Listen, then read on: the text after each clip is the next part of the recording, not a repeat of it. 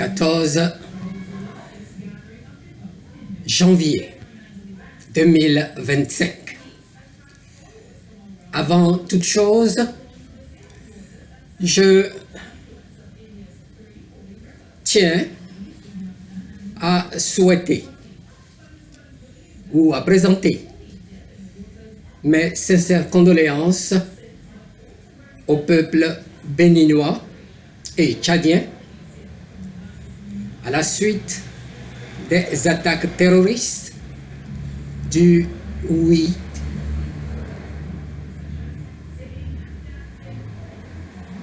janvier écoulé.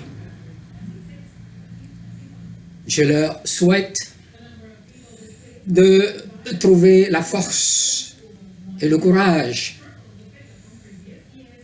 nécessaires au travers de ces épreuves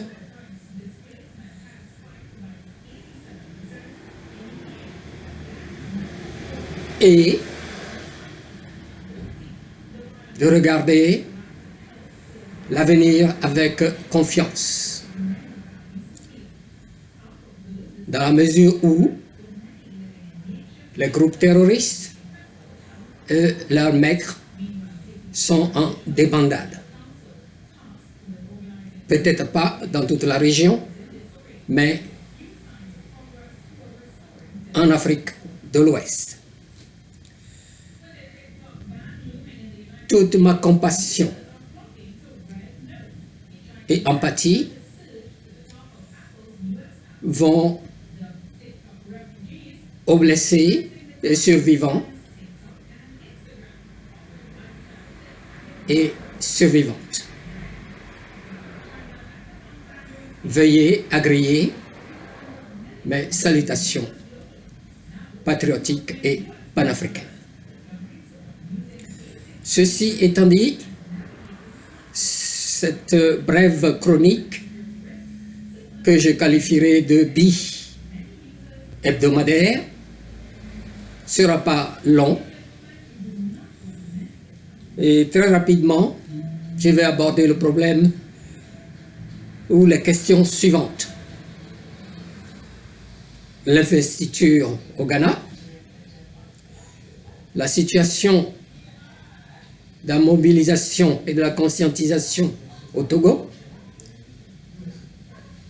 très rapidement au Sahel, parce que maintenant, ma foi, les nouvelles sortent de partout, et enfin, brièvement, sur la France, parce que, ma foi, ça nous regarde, ça nous touche en partie, surtout que nos ancêtres étaient des Gaulois.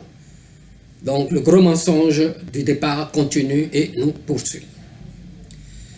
Bien, s'agissant de l'investiture au Ghana, toutes mes félicitations vont au nouveau président élu, John Dramani Mahama, qui, heureusement pour nous, est revenu pour nous aider à regarder le dos de Nana Akufo-Addo.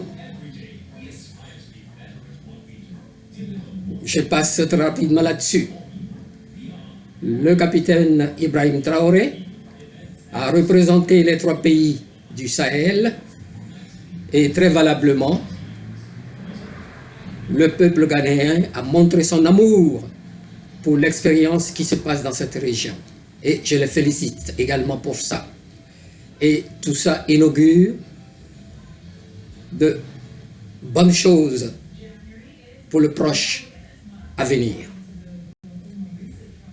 S'agissant du Togo, là aussi, je suis satisfait de tout ce que je vois qui se passe.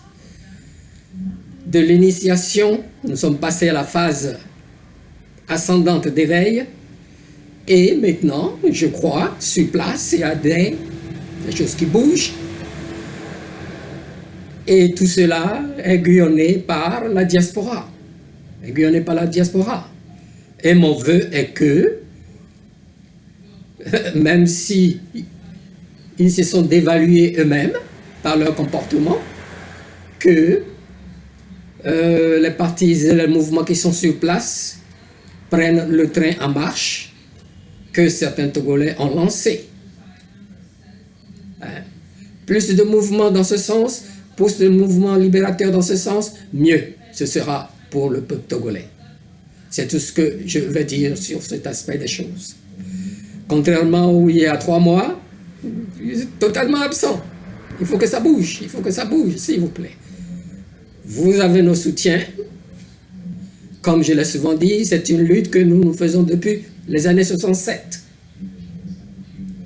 Et nous sommes derrière vous, nous vous soutenons, vous avez nos salutations patriotiques. S'agissant du Mali, du Niger, de Burkina Faso, les nouvelles sont excellentes, pratiquement tout va en phase. D'abord, très rapidement au plan économique, paiement des dettes intérieures, des milliards. Le Mali, par exemple, a payé, même au-delà de ce qui était budgétisé, 60 milliards de plus, parce qu'ils ont réussi à renégocier certains contrats miniers et ça leur a rapporté, d'après ce que j'ai noté, près de 1000 milliards de francs CFA. Et je crois savoir depuis hier, même la société canadienne demande arbitrage, je ne sais même pas arbitrage de quoi. Le Mali a repris possession de ses mines, et en attendant qu'ils payent ce qu'ils doivent à l'État malien, on a saisi l'or qui était prêt peut-être à être exporté, eh bien, qu'ils respectent leur engagement, c'est tout. Tout ce qu'ils avaient volé avant, eh bien, qu'ils remboursent, c'est tout ce qu'on leur demande, aussi simple que ça. Bon, au Burkina Faso, pareil, sur le front, donc, fini de payer la dette intérieure. Niger, c'est pareil, avec réduction du coût de la vie, le carburant, le ciment, tout ça dans l'objectif de relancer l'économie nationale. Et ensuite, bien sûr, il y a des montages d'usines pour produire local, trouver des solutions locales.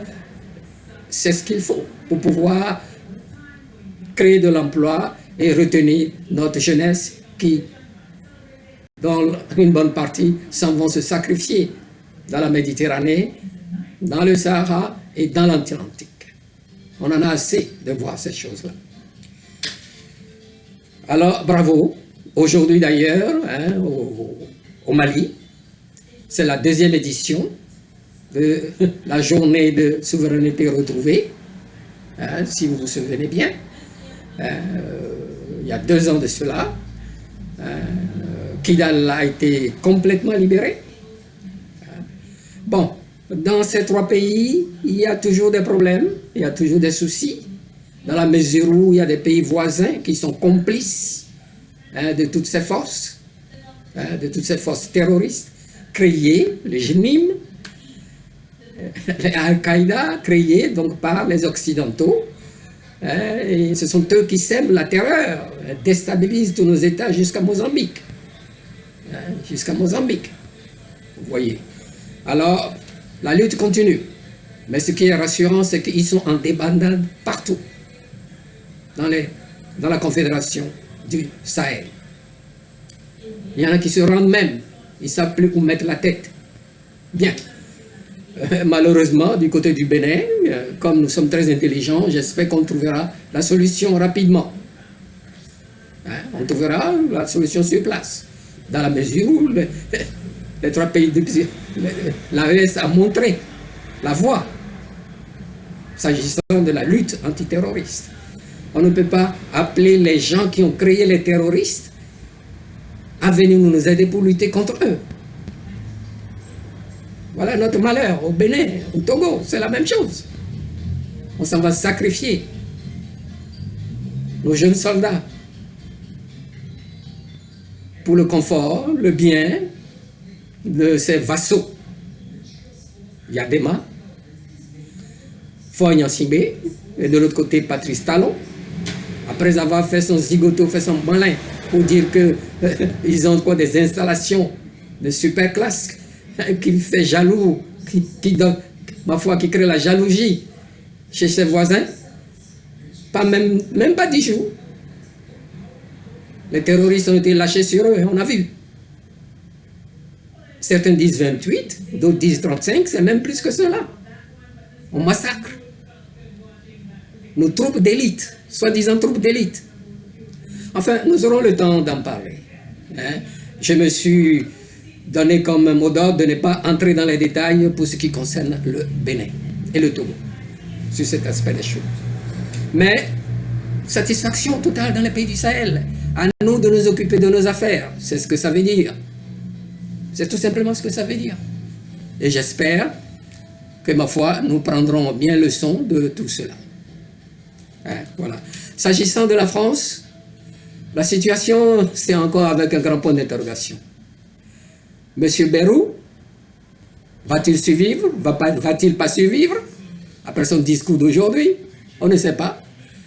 La censure est dans l'air, se balade, mais on attend toujours de voir. Nous suivons tout ça de près. Si j'en parle, c'est parce que ça nous touche. Plus il y a du désordre là-bas, mieux c'est pour nous ici pour avancer. Que ce soit les forces militaires, que ce soit le CFA, etc. Hein, ainsi de suite. Bon, chers internautes, merci de m'avoir écouté et